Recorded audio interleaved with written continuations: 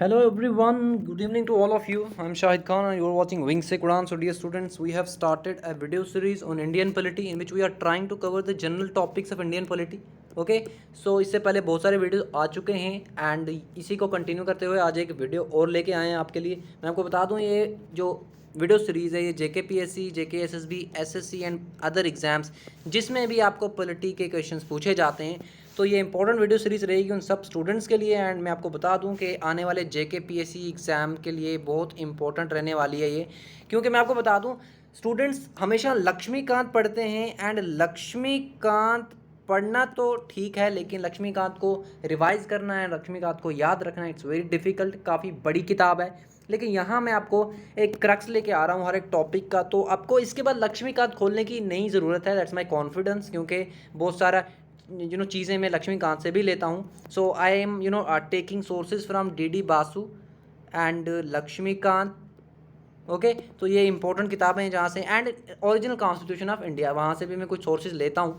तो चलिए शुरू करते हैं हम आज का सेशन जो है हमारा, एंड हम डिस्कस कर रहे हैं पार्लियामेंट को।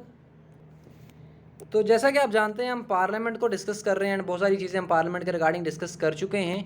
तो ये इसका पार्ट C रहेगा इस टॉपिक का, यानी पार्लियामेंट टॉपिक का पार्ट C रहेगा ये वीडियो। एंड एक और पार्ट 4 यानी कि पार्ट D भी इसका आएगा, क्योंकि काफ़ी बड़ा चैप्टर है इंडियन कॉन्स्टिट्यूशन में।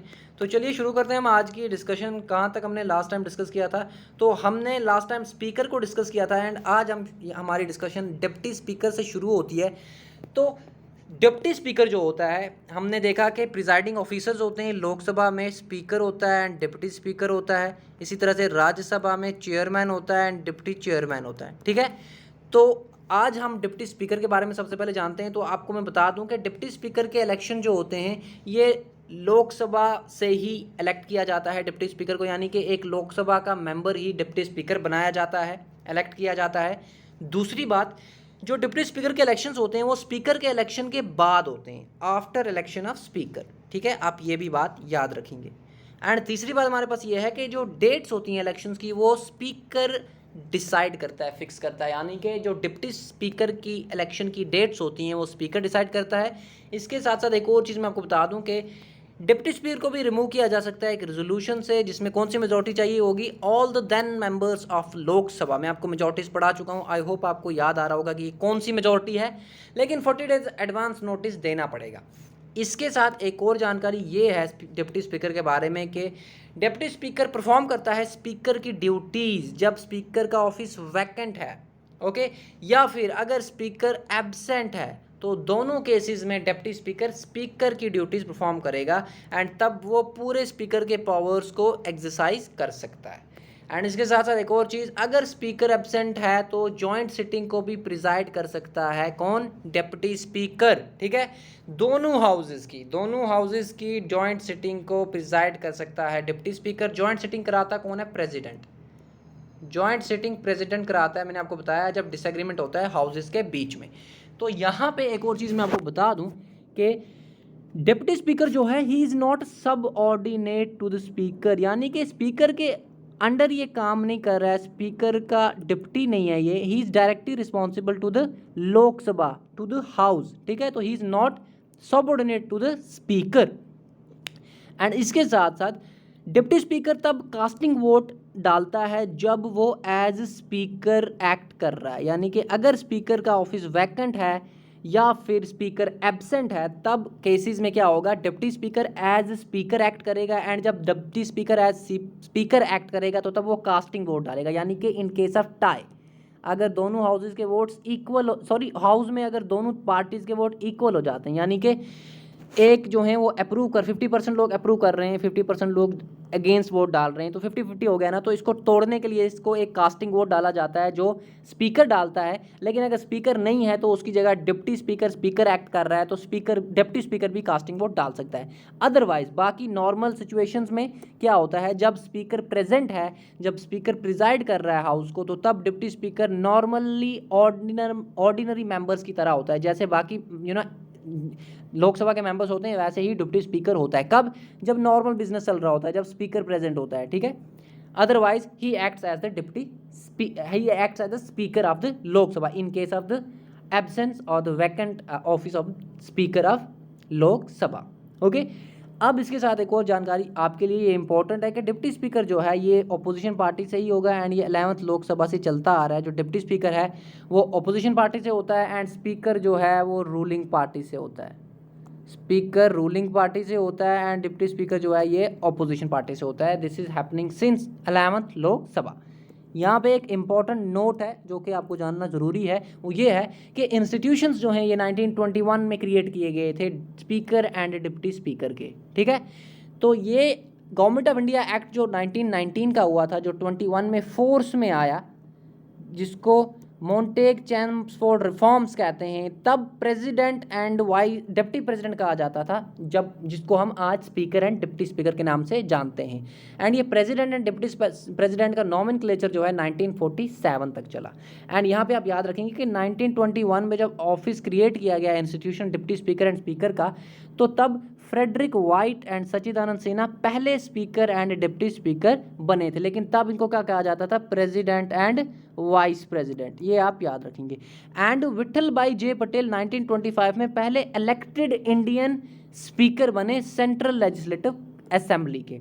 एंड इसके साथ एक और जानकारी वो ये है कि जीवी मावलंकर जो हैं एंड अनंत स्वामी अयंगर, ये फर्स्ट लोकसभा जो इंडिया का हुआ 1951, तब उसके स्पीकर एंड डिप्टी स्पीकर थे। तो ये फैक्चुअल नॉलेज है लेकिन आपको पता होनी चाहिए।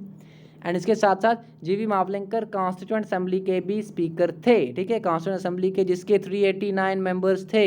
ठीक है, जिन्होंने ऑब्जेक्टिव रेजोल्यूशन भी कॉन्स्टिट्यूएंट असेंबली ने जवाहरलाल नेहरू ने पास किया। आपको पता है मैंने काफ़ी चीज़ें बताई हुई हैं कॉन्स्टिट्यूएंट असेंबली में, जो constituent assembly cabinet mission plan के थ्रू आई थी, जिसके कैबिनेट मिशन प्लान 3 लोग लेके आए थे ब्रिटेन से। आपको पता होना चाहिए, मैं आपको बता चुका हूँ। ठीक है, तो चलिए चलते हैं आगे।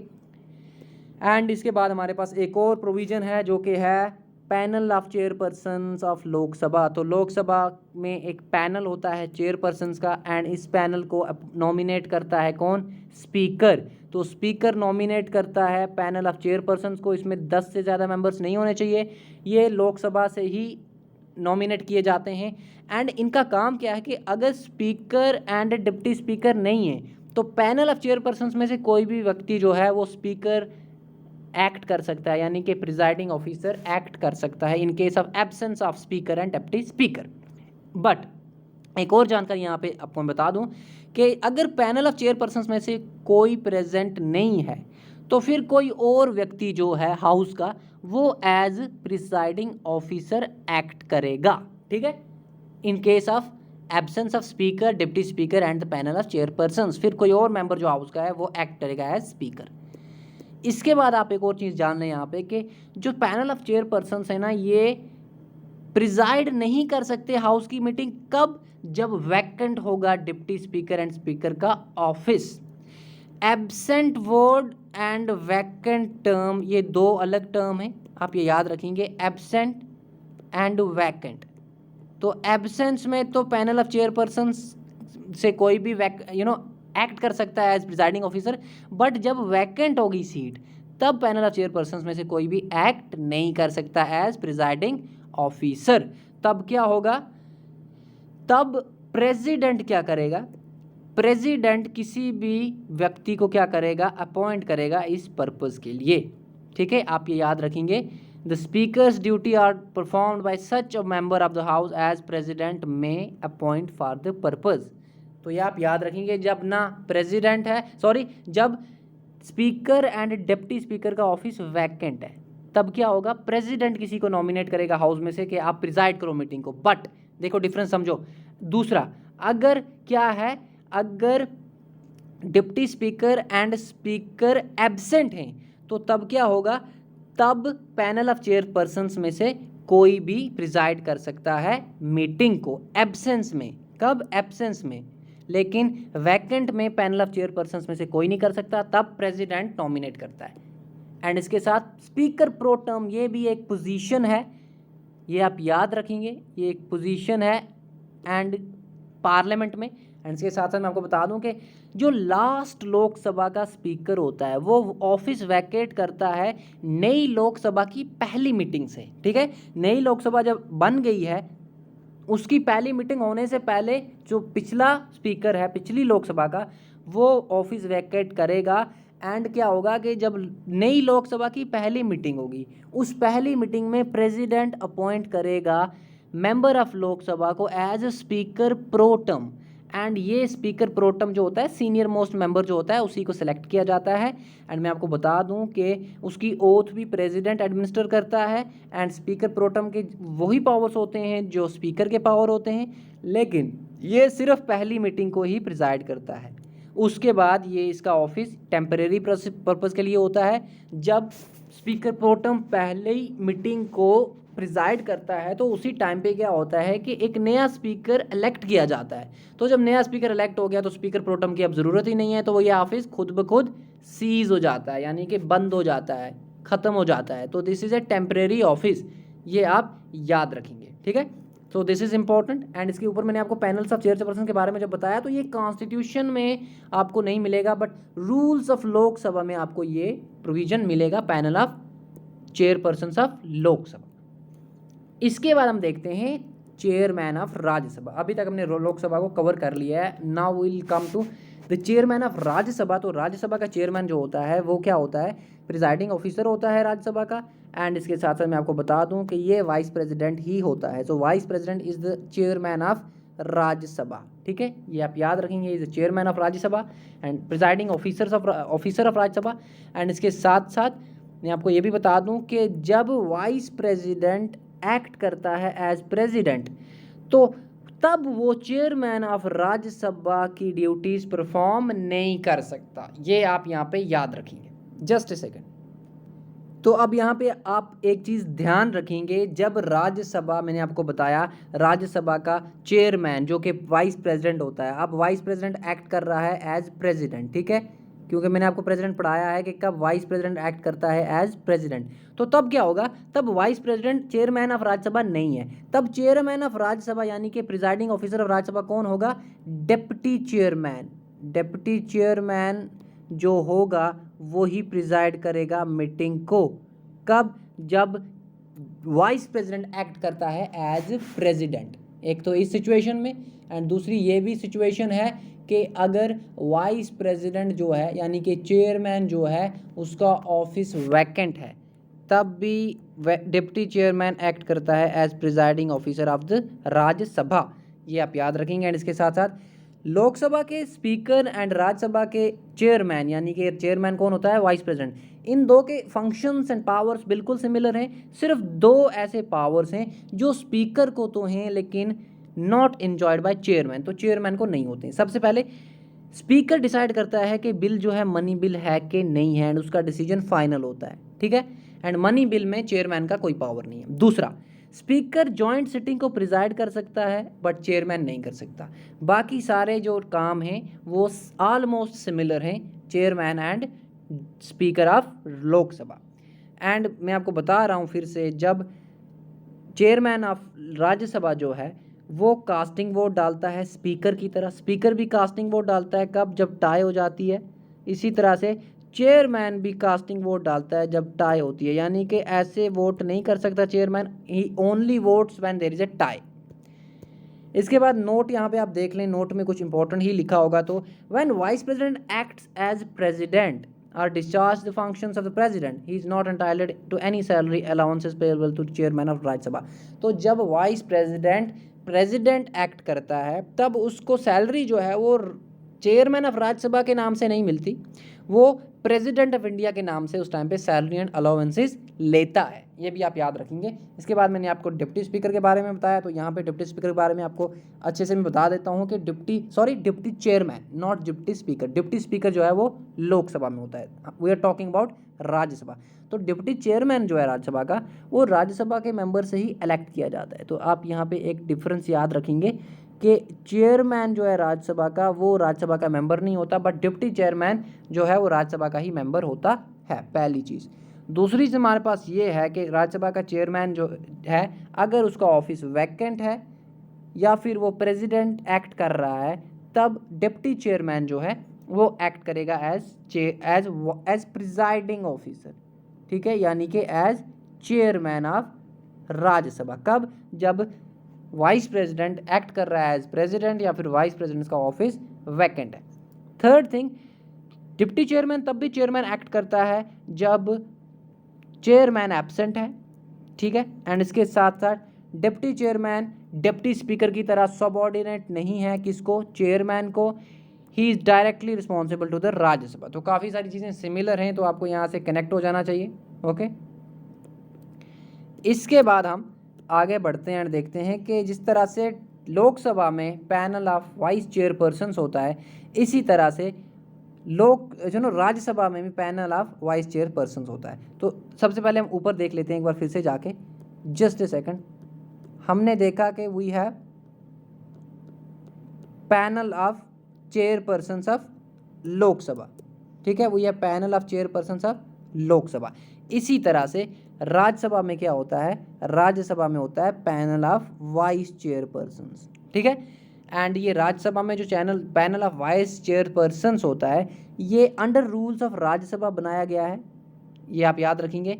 एंड चेयरमैन ही नॉमिनेट करता है members of vice members of panel of vice chairpersons को नॉमिनेट करता है राज्यसभा में चेयरमैन, जो कि वाइस प्रेसिडेंट होता है। एंड जब वाइस प्रेसिडेंट नहीं है, यानी कि चेयरमैन ऑफिस में नहीं है एंड डिप्टी चेयरमैन भी ऑफिस में नहीं है, तब पैनल में से कोई भी व्यक्ति जो है वो as chairman of Rajya Sabha act कर सकता है। एंड इसके साथ एक और इम्पॉर्टेंट पॉइंट, जब पैनल ऑफ चेयरपर्सन्स जो हैं वो भी प्रेजेंट नहीं हैं, तब क्या होगा, तब कोई और मेंबर जो है वो एक्ट करेगा एज चेयरमैन ऑफ राज्यसभा, ठीक है। ये आप याद रखेंगे कि जिस तरह से लोकसभा में पैनल ऑफ चेयरपर्सन्स प्रिजाइड नहीं कर सकते, कब, जब ऑफिस वैकेंट होता है स्पीकर एंड डिप्टी स्पीकर का, इसी तरह से राज्यसभा में पैनल ऑफ चेयरपर्सन्स नहीं कर सकते प्रिजाइड हाउस को, जब चेयरमैन एंड डिप्टी चेयरमैन का ऑफिस वैकेंट है। एब्सेंस में तो कर सकते हैं बट वैकेंसी में नहीं कर सकते, ठीक है। ये एक इंपॉर्टेंट पॉइंट है। इसके बाद एक और पोजीशन है हमारे पास पार्लियामेंट में, जिसको कहा जाता है सेक्रेटरीट ऑफ पार्लियामेंट। तो सेक्रेटरीट ऑफ पार्लियामेंट क्या है, हर हाउस जो है, यानी कि दोनों हाउस, लोकसभा भी एंड राज्यसभा भी, इनका एक सेक्रेटरीट होता है एंड उस सेक्रेटरीट में कुछ स्टाफ होता है इनका, ठीक है। एंड इसके साथ साथ उनकी रिक्रूटमेंट जो है एंड सर्विस कंडीशन जो है, ये सारी पार्लियामेंट रेगुलेट करता है। एंड इसके साथ साथ एक सेक्रेटरी जनरल होता है सेक्रेटरीट का, हर हाउस में, दोनों हाउसेस में। एंड यहाँ पे ये एक परमानेंट ऑफिसर है एंड ये प्रिजाइडिंग ऑफिसर के द्वारा ही क्या किया जाता है, अपॉइंट। कौन, जो सेक्रेटरी जनरल होता है सेक्रेटरीट का, वो प्रिजाइडिंग ऑफिसर के द्वारा ही अपॉइंट किया जाता है। तो यानी कि लोकसभा के केस में सेक्रेटरी जनरल को कौन करेगा, स्पीकर करेगा एंड राज्यसभा के केस में चेयरमैन अपॉइंट करेगा किसको, सेक्रेटरी जनरल को। इसके बाद एक और इम्पोर्टेंट चीज़ है लीडर्स इन पार्लियामेंट। तो लीडर ऑफ हाउस जो है अंडर रूल्स ऑफ लोकसभा, तो लोकसभा की जब हम बात करते हैं, लीडर ऑफ हाउस जो होता है वो प्राइम मिनिस्टर होता है। एंड वो लोकसभा का मेंबर हो भी सकता है एंड वो नहीं भी हो सकता है, if is a member of Lok Sabha. और ए मिनिस्टर, कोई मिनिस्टर भी जो है वो भी लीडर ऑफ हाउस हो सकता है अगर उसको प्राइम मिनिस्टर ने लीडर ऑफ हाउस नॉमिनेट किया है। या तो प्राइम मिनिस्टर खुद लीडर ऑफ हाउस होगा या वो किसी मेंबर ऑफ लोकसभा को लीडर ऑफ हाउस नॉमिनेट करेगा, ठीक है। इसके साथ साथ जो लीडर ऑफ हाउस है वो राज्यसभा में भी होता है एंड राज्यसभा में लीडर ऑफ हाउस जो है वो नॉमिनेट किया जाता है प्राइम मिनिस्टर के द्वारा, okay. And leader of house का ऑफिस जो है यूएसए में भी ऐसे ही सिमिलर तरीके का एक ऑफिस है जिसको मेजॉरिटी लीडर कहा जाता है। तो ये आप याद रखेंगे कि लोकसभा राज्यसभा में लीडर ऑफ हाउसेस भी होते हैं, ठीक है। एंड ये रूल्स ऑफ लोकसभा में दिया गया है। इसके साथ साथ एक और जानकारी हमारे पास ये है कि लीडर ऑफ ऑपोजिशन की भी एक पोजीशन होती है ईच हाउस ऑफ पार्लियामेंट, यानी कि लोकसभा राज्यसभा दोनों में एक लीडर ऑफ ऑपोजिशन की पोजीशन होती है। लीडर ऑफ अपोजिशन वो पार्टी से लीडर इलेक्ट किया जाता है जिसको एटलीस्ट टोटल स्ट्रेंथ जो है हाउस की उसका 1/10 से कम सीट्स नहीं होनी चाहिए, ठीक है। जो टोटल स्ट्रेंथ है हाउस की, यानी कि 543 जो है आज प्रेजेंट स्ट्रेंथ है हाउस की यानी कि लोकसभा की, एंड इसका 1/10 से कम सीट्स जिसकी नहीं होंगी वही पार्टी जो है उसी अपोजिशन पार्टी से एक लीडर को किया जाएगा नॉमिनेट, एंड वो बनेगा लीडर ऑफ अपोजिशन। ठीक है। एंड इसके बाद एक और चीज़ आप यहाँ पे जान लें, 1/10 आप ज़रूर याद रखिएगा, इंपॉर्टेंट पॉइंट है। इसके बाद एक और इम्पॉर्टेंट चीज़, जो लीडर ऑफ अपोजिशन है इसको स्टैट्यूटरी रिकॉग्निशन 1977 में मिली है, लोकसभा में एंड राज्यसभा में, दोनों हाउसेज में स्पीकर लीडर ऑफ अपोजिशन होता है, ये आप याद रखिए। एक और ऑफिस है हमारे पास, ऑफिस ऑफ विप। तो विप ऑफिस क्या है, मैं आपको बता दूं कि लीडर ऑफ हाउस कहाँ पे, leader of house and leader of opposition ये कॉन्स्टिट्यूशन में मेंशन नहीं है, लेकिन ये rules of house parliamentary statutes में प्रेजेंट हैं ये प्रोविजंस। यानी कि जब हम लीडर ऑफ हाउस या फिर लीडर ऑफ अपोजिशन की बात करते हैं तो कॉन्स्टिट्यूशन में इनके लिए कुछ भी नहीं दिया गया है, लेकिन जो रूल्स ऑफ द हाउसेज हैं उनमें क्या दिया गया है, इसके रिगार्डिंग प्रोविजंस दिए गए हैं। यानी कि पार्लियामेंट में प्रोविजंस हैं किसके, leader of house and leader of opposition में, कॉन्स्टिट्यूशन में इसके प्रोविजंस नहीं है। लेकिन जो विप है ऑफिस, इसके प्रोविजंस ना तो कॉन्स्टिट्यूशन में है, ना तो पार्लियामेंट्री रूल्स में है, ना तो पार्लियामेंट्री स्टैट्यूज में है। ठीक है। ये जो है कन्वेंशन बेस्ड है। ठीक है, it is convention based, and इसके साथ साथ इसको अपॉइंट करता है पॉलिटिकल पार्टी। हर पॉलिटिकल पार्टी का क्या होता है, एक ऑफिस ऑफ विप होता है, एंड इसका मेजर काम ये होता है कि डिसिप्लिन को मेंटेन करना, जो पार्टी मेंबर्स होते हैं हाउस में, एंड उनकी अटेंडेंस देखना। ठीक है। So he is actually acting as a assistant floor leader. Okay, so this office of whip is neither in parliamentary rules nor in the rules of houses nor in the constitution. It's just a convention based office. I hope this is clear. and इसके साथ साथ हमारे पास एक और चीज़ यहाँ पे है जो कि है समन। अब समन क्या होता है, ये एक टर्म है जो पार्लियामेंट में यूज़ होती है। तो मैं आपको बता दूं कि प्रेसिडेंट क्या करता है, सेशंस ऑफ हाउसेस को समन करता है। यानी कि टाइम टू टाइम हाउसेस के सेशंस होते हैं, 3 सेशन होते हैं, budget session, monsoon session, winter session. मैंने आपको बोला है BMW से आप याद रखेंगे, आसान है, कार है BMW, and budget, monsoon, winter आपको ये याद रहेगा। तो 3 सेशंस होते हैं पार्लियामेंट के, एंड 2 सेशंस में 6 मंथ से ज़्यादा गैप नहीं होना चाहिए, आप ये भी याद रखेंगे। एंड समन कौन करता है, समन मीन मीटिंग कराना, सिंपल आप याद रखेंगे। एंड कौन कराता है, ये प्रेसिडेंट कराता है। एंड 3 बार सेशंस होते हैं किसके, पार्लियामेंट के, एंड 3 सेशंस के नाम मैं आपको बता चुका हूँ। एंड इसके साथ साथ मैं आपको ये भी बता दूँ कि यहाँ पे हमारे पास एक और इम्पॉर्टेंट चीज़ है, वो ये है कि 2 सेशन में क्या है, एक गैप होता है जब हाउस नहीं मिलता है। यहाँ पे आप देख पा रहे हैं बजट सेशन में Feb to May, April, May and June missing है, तो ये गैप है। ठीक है। एंड इस गैप को रिसेस कहा जाता है, ये आप याद रखेंगे। एंड सेशन की डेफिनेशन क्या है, अगर सेशन की आप डेफिनेशन देखें तो ये पीरियड है between the first sitting of the house and it's prorogation. Prorogation क्या होता है हम आगे देखेंगे। तो पहली मीटिंग से प्रोरोगेशन तक पूरे स्पैन को, पूरे पीरियड को सेशन कहा जाता है। एंड रिसेस क्या है, जो 2 सेशंस में गैप होता है। ठीक है। अब यहाँ पे बात आती है एडजॉर्नमेंट की। तो एडजॉर्नमेंट क्या होता है, अगर presiding officer meeting of house को टर्मिनेट करता है तो उसको कहते हैं एडजॉर्नमेंट। एक सेशन में बहुत मीटिंग्स होती हैं, एंड अगर किसी पर्टिकुलर डे की मीटिंग को क्या करता है, टर्मिनेट करता है प्रिजाइडिंग ऑफिसर, यानी कि स्पीकर या फिर चेयरमैन, ठीक है, अलग अलग हाउसेज में, तो उसको हम एडजॉर्नमेंट कहते हैं। लेकिन एक और चीज़ हमारे पास है, अगर एडजॉर्नमेंट जो है पर्टिकुलर टाइम दिया गया है कि भाई इतने टाइम के लिए एडजॉर्न किया जाता है हाउस की सिटिंग इतने टाइम के लिए, 7 दिन के लिए या फिर 10 दिन के लिए सस्पेंड की जाती है, टर्मिनेट की जाती है, एंड टाइम दिया जाता है, तो वो एडजॉर्नमेंट है। लेकिन अगर टाइम नहीं दिया जाता है, ऐसे ही सिटिंग को टर्मिनेट कर दिया एंड कोई पता नहीं है कि नेक्स्ट टाइम कब मिलेगा हाउस, तो उस टाइम पे उसको कहते हैं एडजॉर्नमेंट साइन डाई। ठीक है।